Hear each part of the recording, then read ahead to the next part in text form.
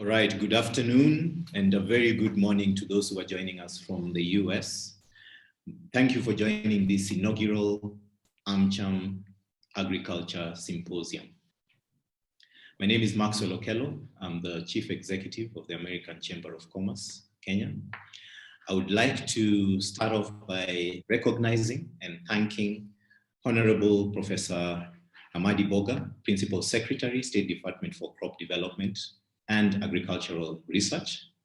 I also want to recognize Honorable Harry Kimutai, Principal Secretary, State Department for Livestock. Ryan Scott, Agriculture Counselor, U.S. Foreign Service, the U.S. Embassy. We also have several agencies and private sector companies that we've collaborated with. And I'll just take this early opportunity to mention those who are here, whom you'll be hearing from shortly. Professor Dorrington Ogoi, CEO of National Biosafety Authority. Betty Kiplagat, Government and Industry Affairs Lead at Koteva. Professor Theophilus Mutui, Managing Director of KEFIS. Dr. Raymond Mudachi, Institute Director, Biotechnology Research Institute, CALRO. George Osure, East Africa Advisor at the Syngenta Foundation. Nell Stefan, Head of Sales East Africa and Middle East, John Deere. Geoffrey Nyaga, Chief Operations Officer at Astral Aerial Solutions. Daniel Huber, Vice President Markets, Humanitarian and Development at MasterCard, Farmers Network Lead, MasterCard. George Kubai, Managing Director, Agriculture Finance Corporation. Elizabeth Wasuna, Director, Business Banking at APSA. Tim Mikel, East Africa Regional Coordinator, Kenya Investment Mechanism, Malaysia. Nand Mohan is the CEO of Digital Technobrain and founder of Big Basket. Ekesa Were, Director of Strategy at AfroLabs. And Aman Badara, founder and CEO of Adapter. For us. Various Kenya and US government representatives on the call, AmCham members, guests, ladies and gentlemen, all protocols observed. Thank you for giving us your time today. I also want to take this early opportunity to recognize and appreciate most sincerely our partner, APSA, for partnering with us and sponsoring this particular forum. So some quick pointers before we begin. This forum will run for 2.5 hours. In terms of the sequence of events, we have 3 segments.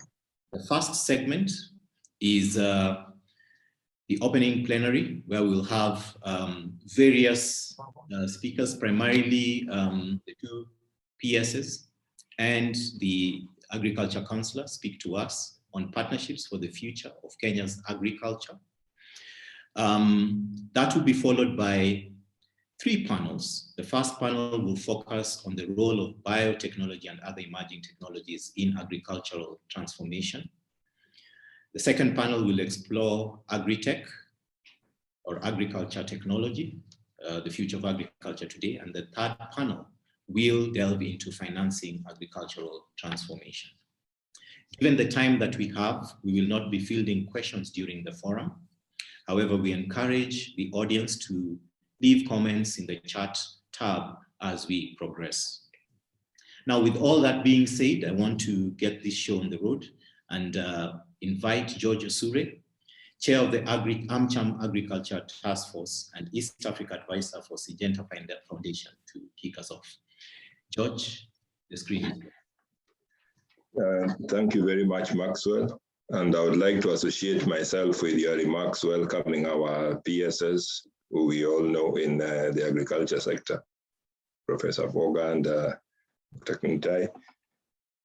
To us, today we are in the AmCham Agriculture Task Force, whose members are Absa Bank, Twiga, Cargill, Koteva, and the Foreign Agriculture Services of the USDA, Delmont, CMS, Dalian in Amda, a legal firm, MasterCard, McGee and Akech, the law firm, Syngenta Foundation, John Deere, and Coco Networks.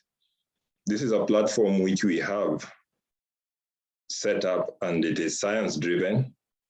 It relies on exchange of ideas, on innovations, technologies, both current, emerging, and rooted in a form of our partnerships. Our objective here is that this would be something that will endure for the mutual benefit of the two countries, that is Kenya and US primarily, and essentially for the farmers in the two countries. Today, we have a great keynote speaker for you all, and we are therefore excited to introduce and welcome Ryan Scott, who has worked with us, encouraged us, and has been a big driver in the work behind this forum. And in this platform, today, Ryan, we look forward to your statement and your thoughts today. So over to you as we start off.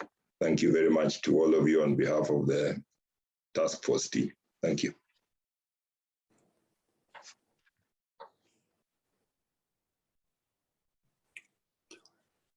Well, thank you. Thank you for the introduction. Thank you, AmCham, Maxwell, and your team for organizing the first ever AmCham Agriculture Symposium. Special thanks to your Agriculture Task Force, of course, for conceptualizing the need and for making it happen today.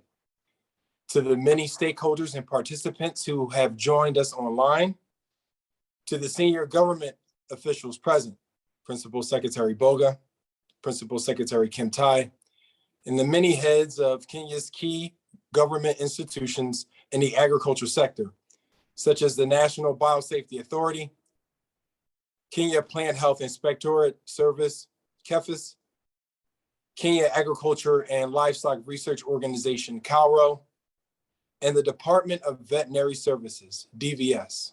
Thank you all for joining today's special event. For several decades now, the U.S. Department of Agriculture's Nairobi office has partnered, along with other U.S. government agencies, with the Kenyan public and private sector to help develop Kenya's agriculture food systems to meet the food and fiber needs of Kenyan population. We also deployed various capacity building initiatives to help strengthen and enhance trade linkages between the United States and Kenya. Kenya is active in at least 4 USDA fellowship programs, namely the Cochrane Fellowship Program, the Burlog Fellowship Program, the Faculty Exchange Program, and the Scientific Exchange Program. Please feel free to contact our office if you'd like to learn more about those programs and also the value-added chain and educational programs such as the McGovern-Dole School Feeding Program and the Food for Progress Program. All are very active in East Africa and Kenya. Nowhere in the world can any government take on such an ambitious agenda of agriculture transformation without the support of its private sector community. Please allow me to cite a few examples. The commercialization and cultivation of BT cotton in Kenya, which started last year, is a result of collective programs in tandem with the above mentioned Cochrane and Fellowship programs. The Seeing is Believing exposure tours in India, South Africa, Brazil, and the United States consisted of key policymakers, farmers, researchers, and the media.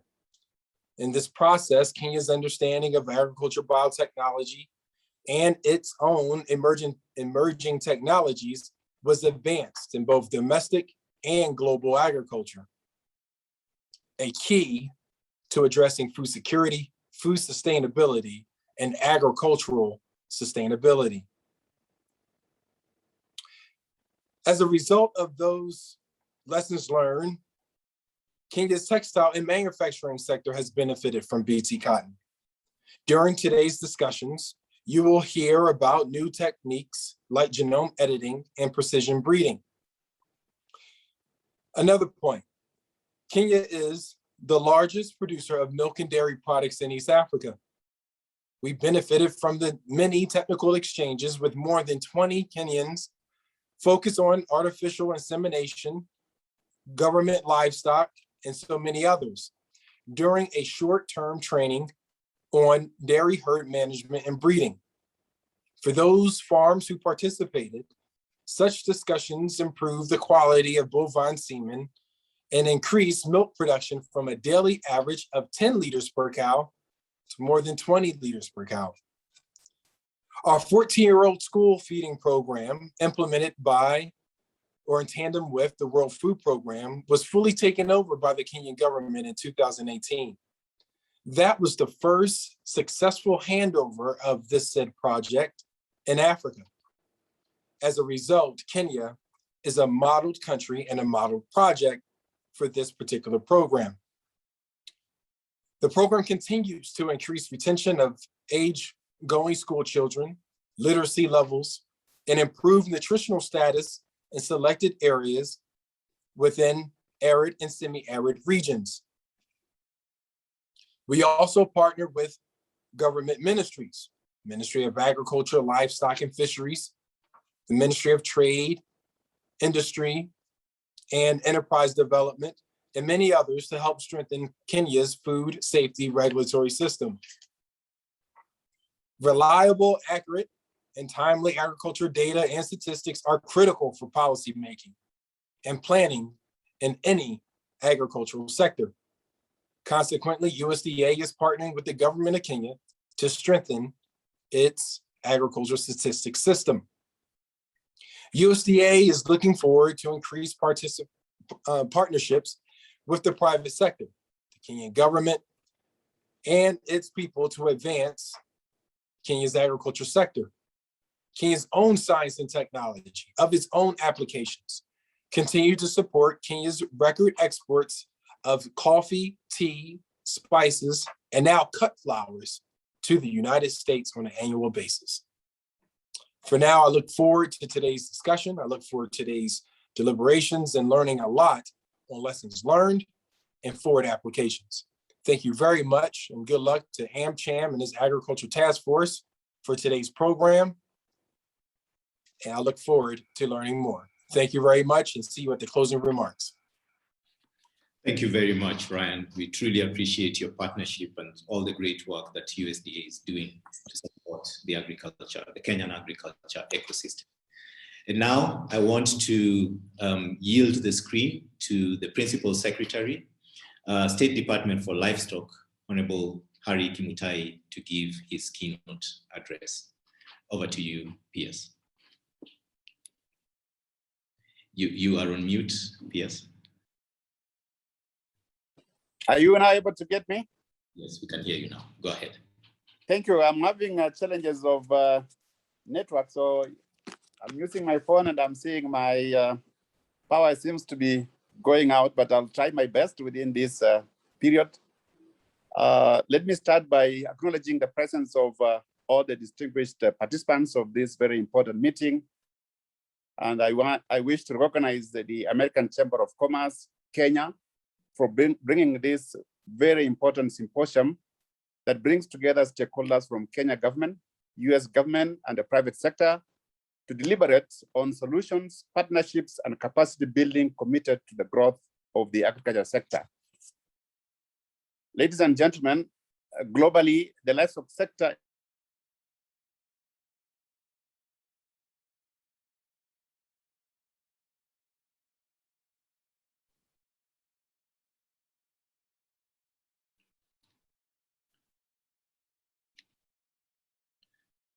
I think, PS, can you hear me? Okay, I think we've lost the PS.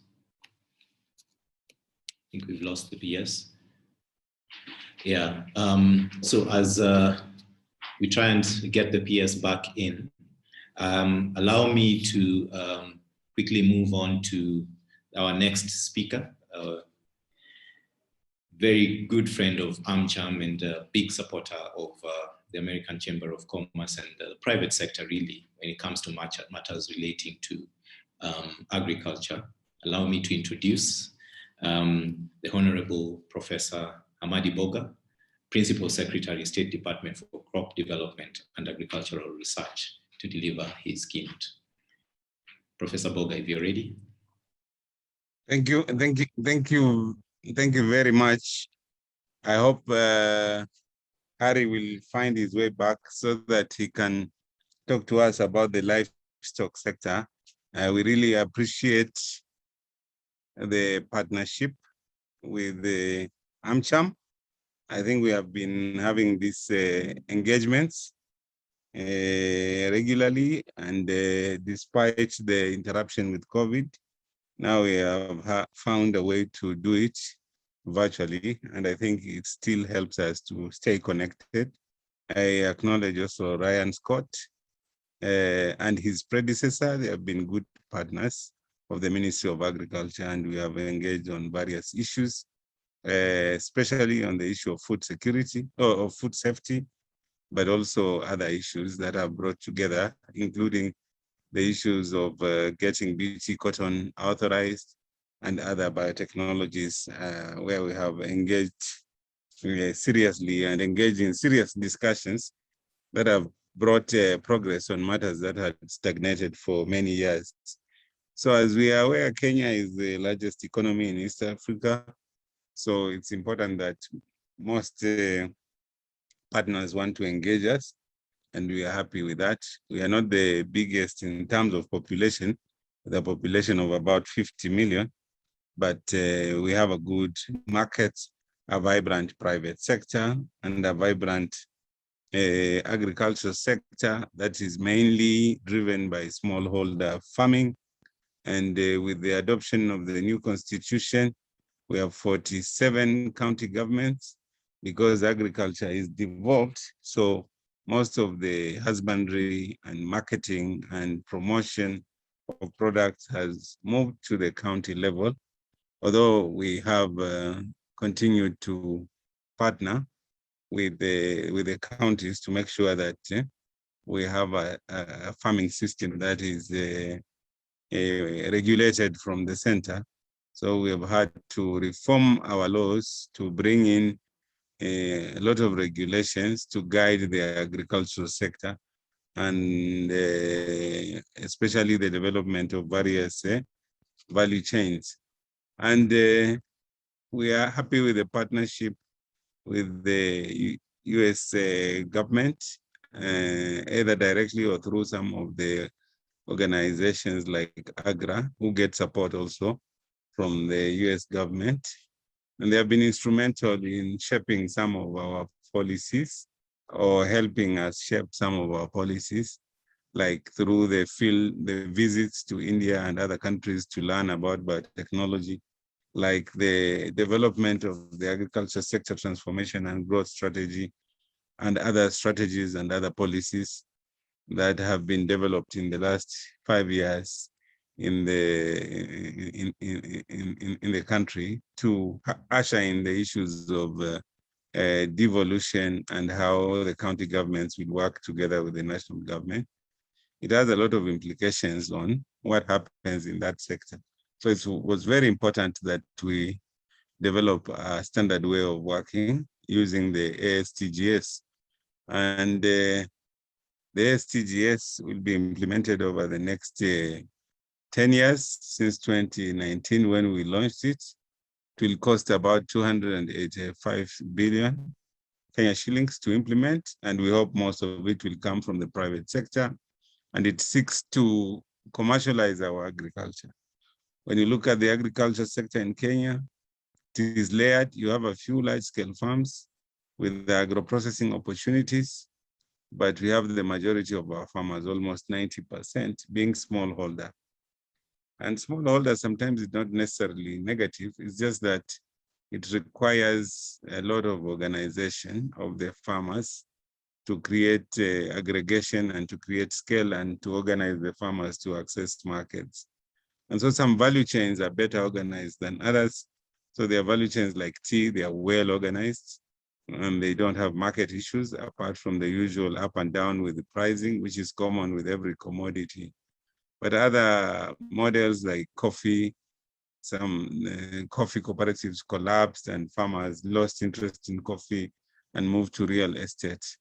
But other sectors like horticulture, you find again smallholders holding the flag high, exporting into Europe and into the US, some of their produce, and they're able to keep up to speed with global standards of food safety, and are able to navigate the trade issues. And they are our biggest earner. Actually, horticulture is our biggest earner, of course, from fruits and vegetables and flowers, but it's second only to tea in terms of foreign earnings. And both these are done through small-scale interventions. So it's possible when smallholder farmers are supported by government and private sector for them to be able to earn for themselves and for the country and bring in that much needed income. So tea is a big one because the largest exporter of tea is Kenya, and the largest exporter of tea is KTDA, which is a smallholder organization. And of course, flowers are done mainly under greenhouse conditions, and they bring a lot of earnings, especially in exports into Europe. And even as we look at the agriculture space, we also look at the Big Four agenda, which has prioritized 100% food nutrition security.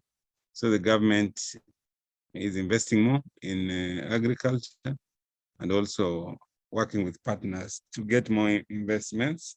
And we welcome our partners from the US and from the American Chamber of Commerce to invest. Some of the areas are like cotton, now that BT cotton is there. Other areas like pyrethrum, I know we have been working with Kentegra around this topic, which is very interesting now because of issues of sustainability. And other areas, cashew nuts, we have been having conversation around cashew nuts. We see the potential. We have a potential of about 300,000 metric tons annually, but we are only able to do 3,000 because of various issues that we have studied and understood, and where we hope we can work with private sector partners to revive the cashew nut industry in the country. And of course, there are other value chains that can be done at the smallholder levels. As I went around, I see a lot of young women entrepreneurs, youthful, working with spices, exporting them into Europe, working with of course, fruits, exporting them into Europe. And there's a big opportunity there. And the different agroecological zones in Kenya means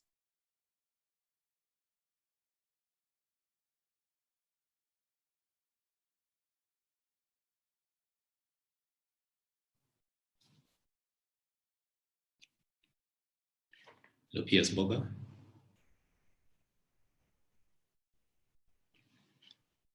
All right, I think we're having a connection issue with PS Boga as well. Sorry about that. Just give him a few seconds, see if he will get back on.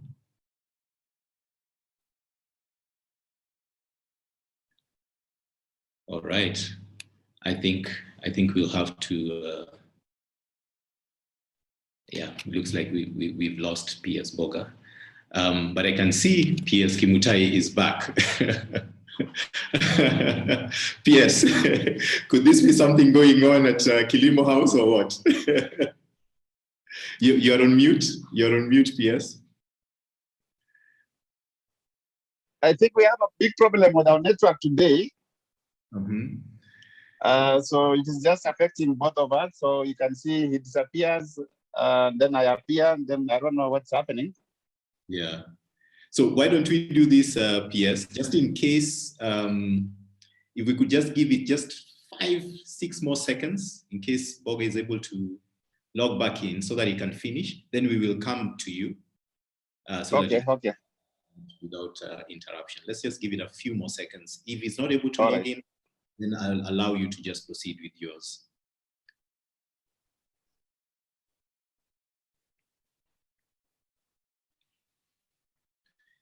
I can see he's connected. PS Boga, can you hear us?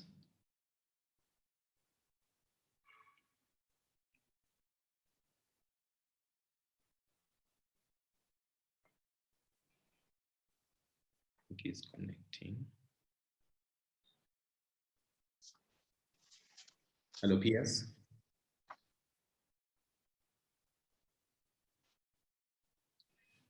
Okay, all right. I think he's having a challenge. So why don't I hand over to you, PS Kimutai, to give your remarks. Thank you, Otieno. I'll just want to continue from where I left. I so believe that you will be able to really recall what they had said earlier so that we don't spend a lot of time.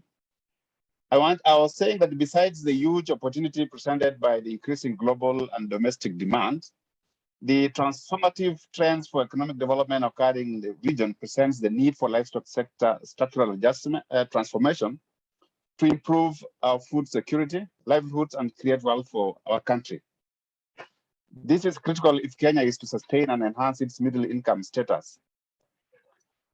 This has been made more urgently by the shifting trend and financial force, such as the ongoing continental integration, which has since been triggered by coming into effect of the Africa Continental Free Trade Area.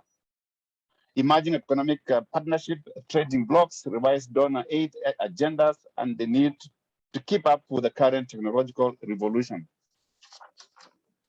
Currently, the livestock sector is governed by a wide range of policies and strategies, such as the sessional paper number 3 of 2020 on the livestock policy, and sessional paper number 2 of 2020 on veterinary policy that need to be operationalized through clear roadmaps that defines incentives, roles, and responsibilities of various market actors.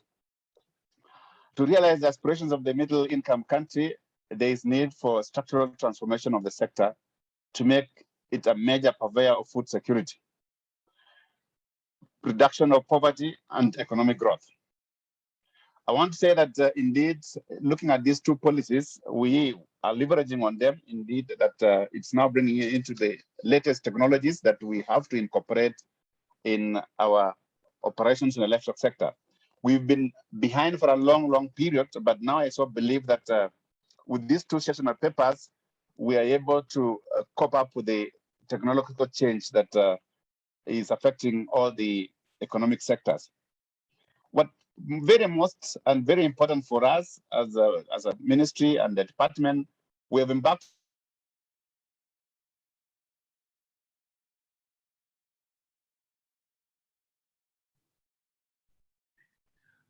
All right, looks like we have a big problem with the connectivity with our two PSs. Ladies and gentlemen, I think we may have to skip this segment for now, just so that we're able to move on with our program.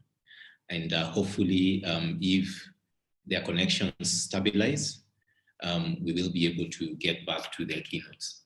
So at this point, allow me to introduce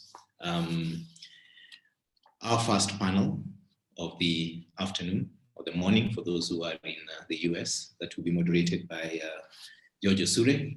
George Osure is the East Africa advisor at Syngenta Foundation.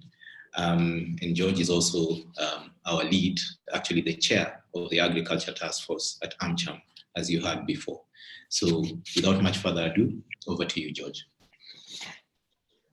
Thank you very much, Maxwell, for that. And I think we'll quickly move on to make use of our 30 minutes more efficient. So good morning to the others and good afternoon to all the others. Our panel is on the role of biotechnology in agricultural transformation.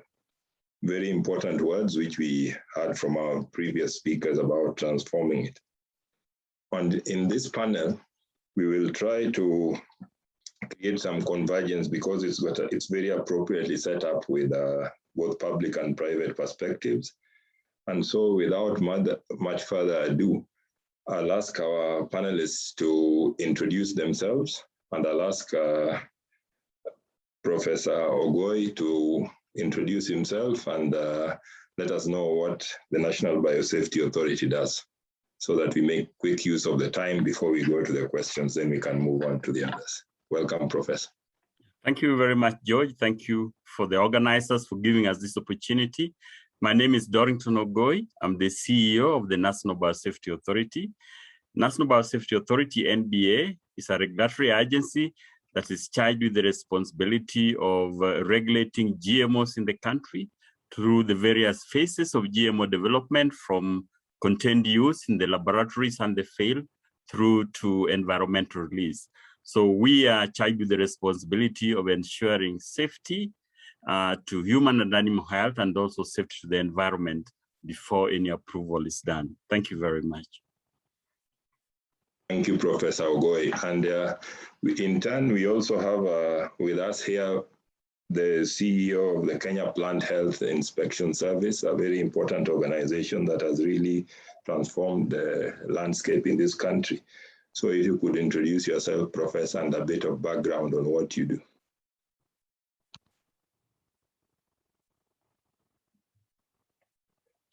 You're on mute, Professor.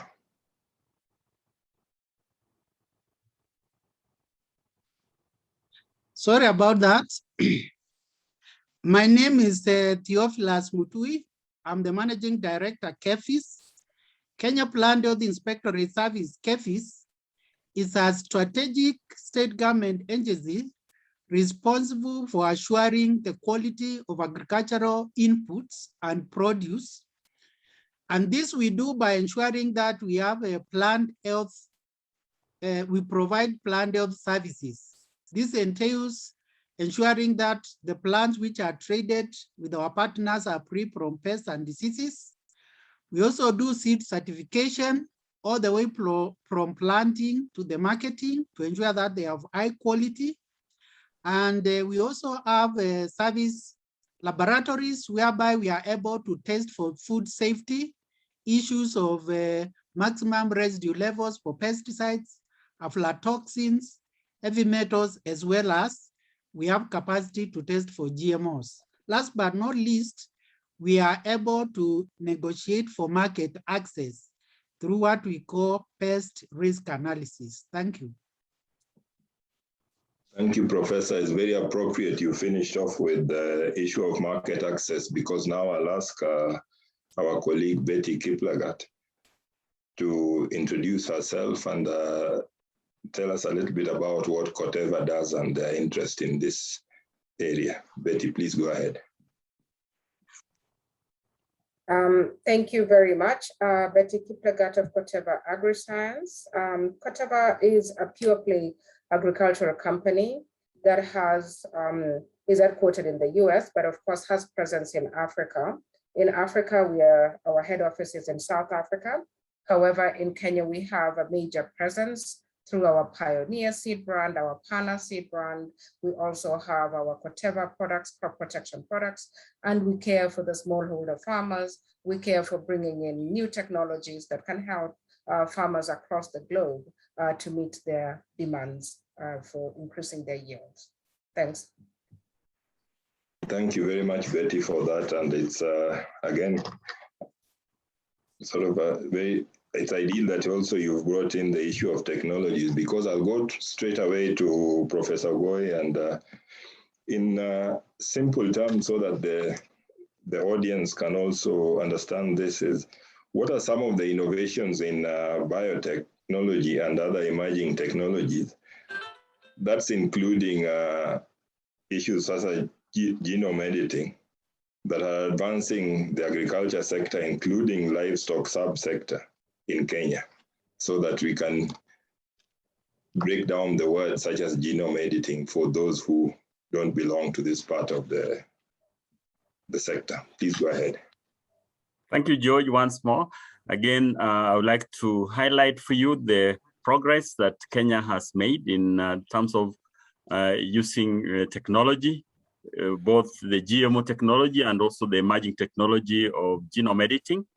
As a country now, we have three leading products that have moved on to almost different stages. For BT cotton, which has been developed to for insect resistance, BT cotton has gone through the total approval processes, including cabinet approval, and it is actually a cotton variety that's already availed to the farmers.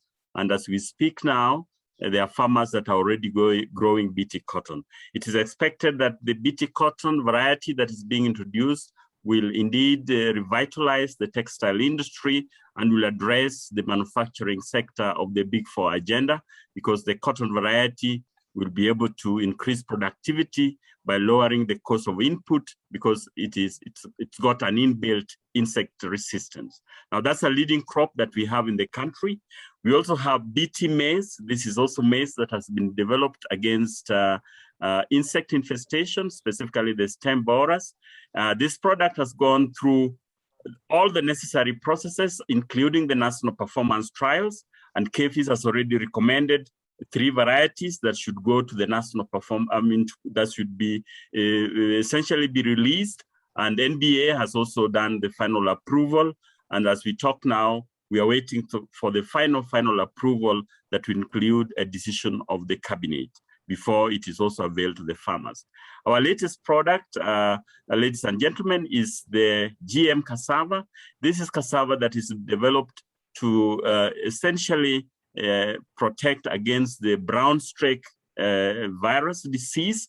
This is a disease that actually destroys the tubers completely, and it's a product that has been developed in Kenya. It is actually the first ever product that has been developed in cassava, both in the global arena, and we are happy to have pioneered this through our Calro Institute and also through our regulatory systems. So the 3 products that I've mentioned have gone through our regulatory process of approval that ensures food and feed safety and also environmental safety. So both BT cotton, BT maize, and GM cassava have been shown to be safe as food and feed where appropriate, and also for the environment.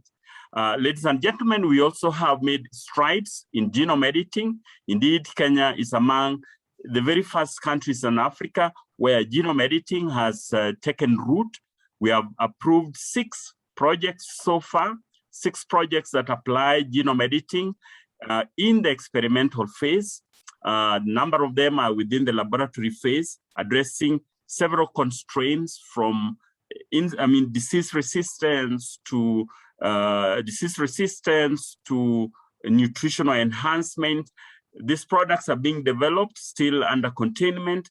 And as we talk now, Kenya is also among the leading countries that's already thinking about developed a draft guideline that would guide the facilitating of this technology. So genome editing is indeed a technology that is with us, and we are happy that we have pioneered this, and for sure it will be a part of the tools that will address agricultural transformation that we talk about in Kenya. Thank you very much.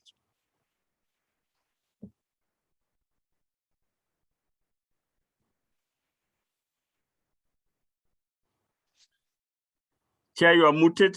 You're mute. Sorry about that. I was just saying thank you, Professor, for your explanation on the products and what's already onto the market. And because of talking again about markets and working in partnership with others, Betty, what would be your quick reflections on that from a private sector perspective? What would we be looking at, and what type of partnerships? That's partnerships. I think even Professor Ogoi is very aware of the partnerships that we are working on here in Kenya through our CRISPR-Cas technologies, working with, among other institutions, Calro on the gene editing piece. Whatever is very committed to help the national research organizations and partner with organizations such as CIMMYT to introduce new technologies. So we are working with Kenyatta University for the striga-resistant maize challenge that we're facing here in Kenya, working with Dr. or Professor Stephen Bruno.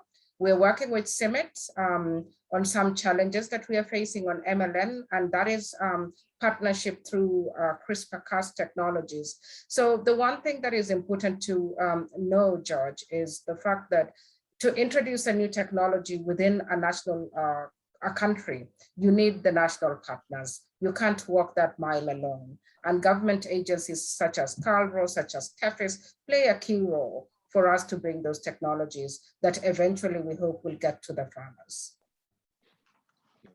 Thank you very much, Betty. Well said. And Professor Mutui, I think CAFIS has played an important role, as we heard there from the previous speaker.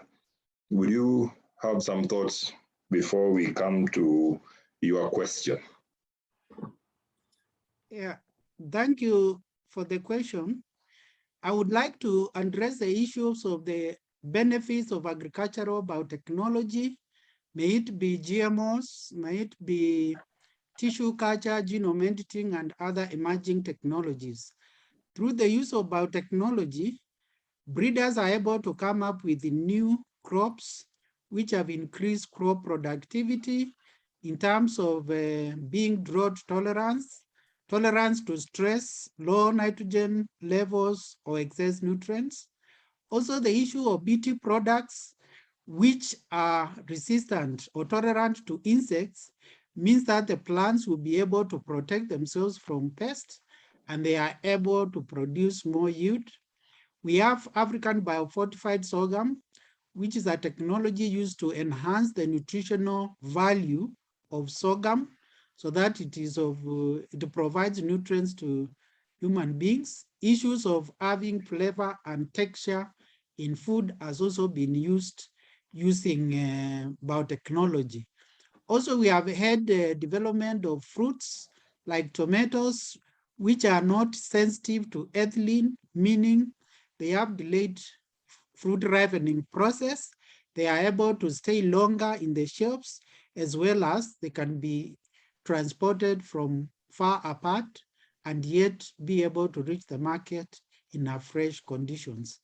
With the BT products, we have reduced application of insecticides, meaning there's less pesticide residues in fruits and vegetables, meaning the people will be able to consume food which is safe for humans as well as for animal.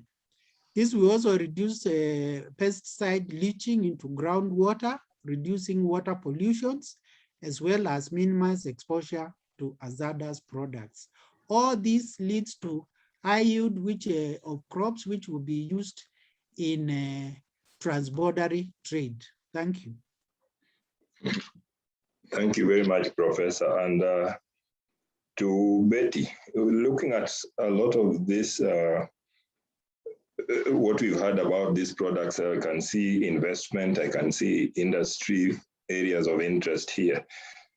From an industry perspective, what would you say about the biggest misconceptions about biotechnology and other emerging technologies? Because, and what are some of the challenges that the industry has faced in bringing these into Kenya here? Remembering we have the two organizations that you've worked with, plus many other partners you have mentioned, which are also very key in the food security of this country. So some of your thoughts, please, again. Thank you, George. First of all, I just want to congratulate the Kenya government and the NBA here, CAFIS here, because we do have an enabling regulatory framework. That is always one of the biggest hurdles in introducing any technology. So if we are looking at regulatory framework, Kenya has the necessary regulatory framework, a very robust regulatory team, both in the NBA and at CAFIS to look at what might be introduced in the country. I think the biggest challenge that we face as industry, and we faced really, number one is there has been something that I've mentioned to Professor Goy and Professor Mutui severally, the mixing of the regulators. NBA exists. Then there's the National Environmental Management Authority. We also have CAFES, who all have the mandate of regulating biotechnology. And that's why Kenya for now has got the ban on GM food imports into the country. And I'm saying GM food imports. However, the way that was communicated, there has been places where it's been said there is a moratorium on GMOs or even GMO research in Kenya. What that has done, that particular ban on GM import into the country has stifled research in the country. You will realize a lot of students right now who've actually completed their BScs, their MScs in biotechnology, are not getting the funding that they used to get before, because nobody is very sure whether the ban as it exists now impacts research. So that would be number one. Number two, we need more education. We need to educate the public on what GMOs are. What can GMO do? Because if you go out there, George, I'm sure you'll see any big tomato, any big chicken, anything big is GMO. And really, we need to explain to the public what has been genetically modified, what products have been approved in the country as GMO, what does GMO, will it harm you? Because those are the issues that are out there, that you're going to get cancer if you eat GMO. Have we adequately educated the public on the benefits of GMO? Have we adequately engaged our policymakers to also understand and be able to articulate this? Because if they're able to articulate some of these issues that keep coming up, and we've given them enough material for them to go out with to the public, then that fear that has been put out there by a lot of the people who are afraid of science, the fear would be removed. And George, I just want to end with this. I look at the situation right now we are facing with COVID in the world. It is gene editing technology that has really helped us advance the vaccinations that we are giving to people today. If it wasn't gene editing and of course other sciences, we would not have been able to quickly come up with solutions and come up with vaccines that we're giving to the people today. If we look at people who are taking insulin in the country, if they understood that that insulin is a GMO, they would stop, so I'm able to inject a solution and you get cured. And then we come and say that if you eat, you're going to die. I think we need to, how comes the health scientists have been able to talk about it and people understand the benefits? What are we in the agricultural space not doing correctly?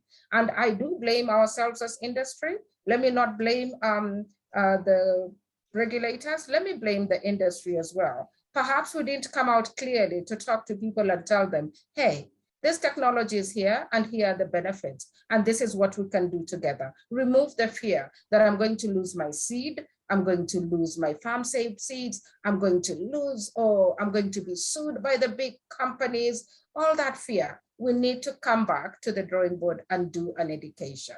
So I'll not blame anybody, but I'll blame ourselves here on this table. And we need to challenge ourselves to go out there more. Thanks. Thank you very George, much. if you have a minute, I could add my voice. Yes, please. I was going to ask. Thank you very much. I think and then Professor Mtui, please also. Yeah, but Betty has put it in very clearly that one of the things that we have to deal with is the issue of misconceptions. There's a lot of it outside there. We need to continue educating the public and ensuring that they understand what this technology is all about. It's an agenda that cannot be driven by the regulators alone. We need the industry players, we need the scientists on board so that we can explain what this technology is all about. And then the regulator can say that our focus is really on safety, so that the product that we land on their table is safe. So it's a continuous process. And we believe that as we roll out the first products, people will probably understand it a little better. As they see the BT cotton on the ground, they see the BT maize, and they see that it is not necessarily any different from the varieties that they have on the ground. So I think there's work to be done, but as we roll out this product, I think it will improve the ground and we will see a much more receptive public. Now, on the issue of the GMO ban, I think it is a cloud over the technology. And for sure, since the 2012, when it was imposed, it's been an issue. And that's why for approval of the BT cotton, it had to go the cabinet route. But it's important to note that there was a lot of goodwill.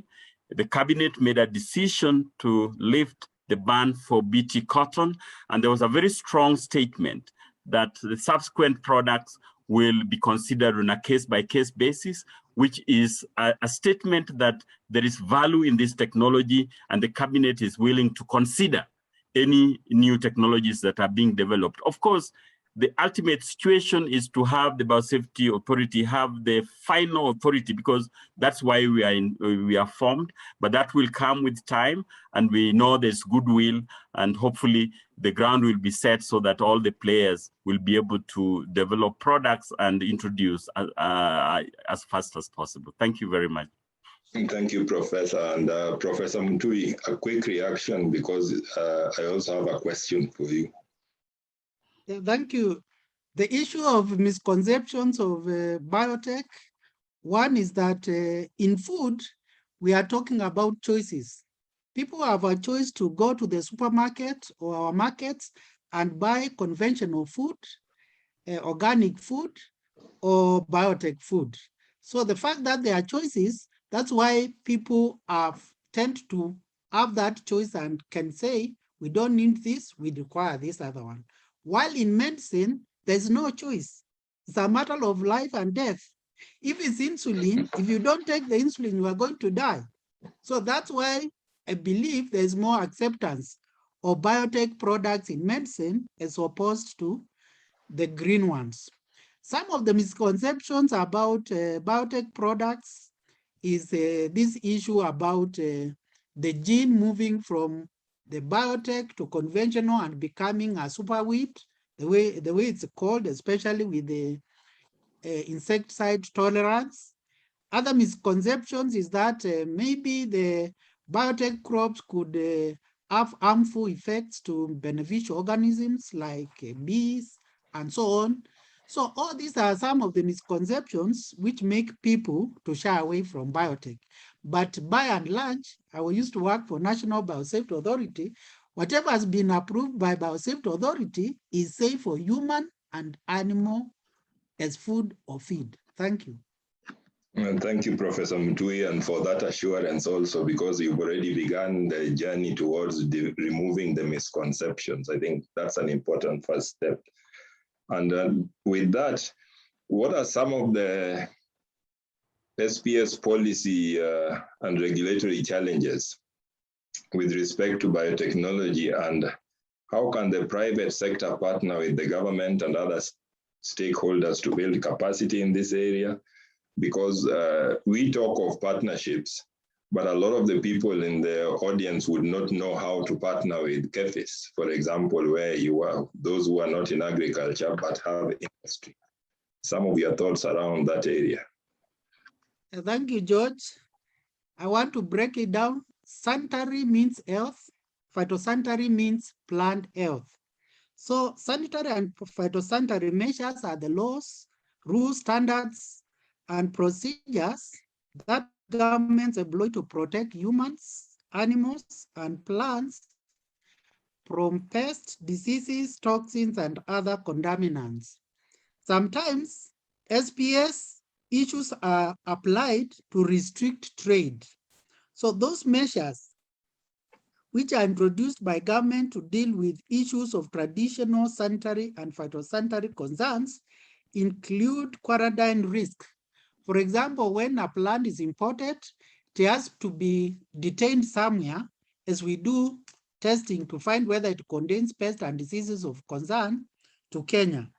This is to prevent entry, establishment, and spread of pests and diseases via traded agricultural products or risks which are posed by toxins, additives, or contaminants in imported human foods or animal feed.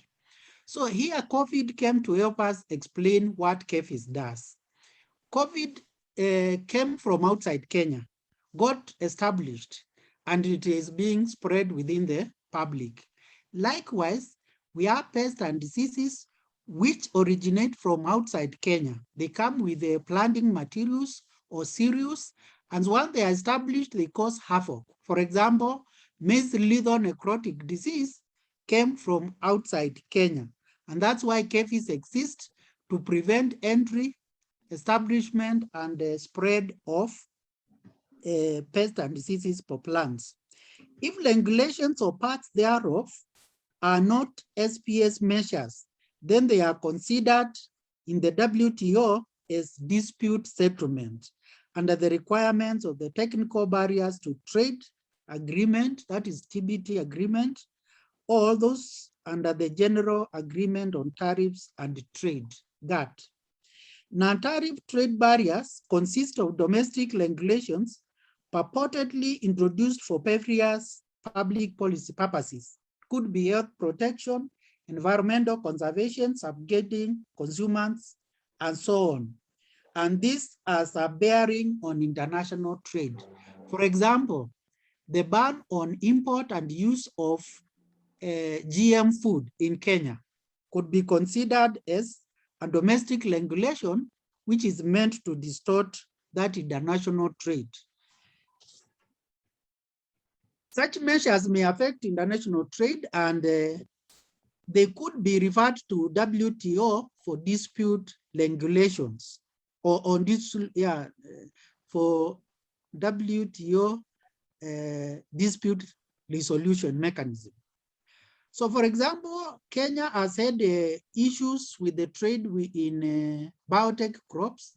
The reason being that we are normally trade with Europe, EU, for fruits and vegetables, as well as cut flowers. So they say that if these biotech crops find their way into their products, we are going to be denied that market. So it is for that reason an application for GM Gypsophila was declined on the basis of market access.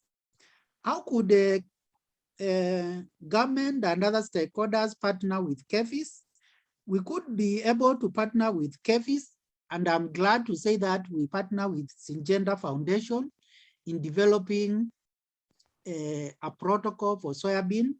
We are also partnering with other agencies like HISA, ATF, CABI, and so on issues to do with the biotech research capacity building, supporting the development of science-based research and regulatory programs, and promoting global food security, particularly in developing a new emerging economies. We also deliver solutions suited to Kenyan needs in areas where there are high returns, for example, high value or cash crops, or well-established hybrids such as maize. We could also partner in improving the capacity to fast-track field trials. From KEFI's perspective, we do national performance trials. We evaluate different products for their value to the environment, how they perform, and that is an area we could cooperate. We also cooperate in the area of genetic resource transfers, as well as conservation, whether it's in situ or ex situ, as well as provision of expertise which will convince the general public on the value of biotech products in the world and remove an unproven biasness towards saying biotech plants are bad for our health. So those are some of the areas. Also, we could partner on public awareness on benefits of GM crops, which by far outweighs the perceived risks. Thank you so much. Thank you very much, Professor. And we now have 5 minutes to go. And I'll just quickly go around in the order of the screen. Maybe I start off with you, Betty. Your reaction and how you would capture some of all these statements in a sentence going forward.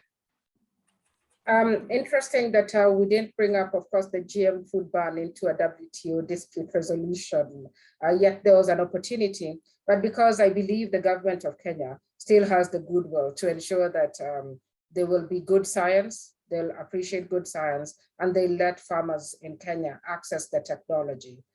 Remember, a technology will be brought. You see, when the government accepted the GM cotton, they accepted GM cotton because they realized the farmers within the cotton growing areas were receiving very low yields.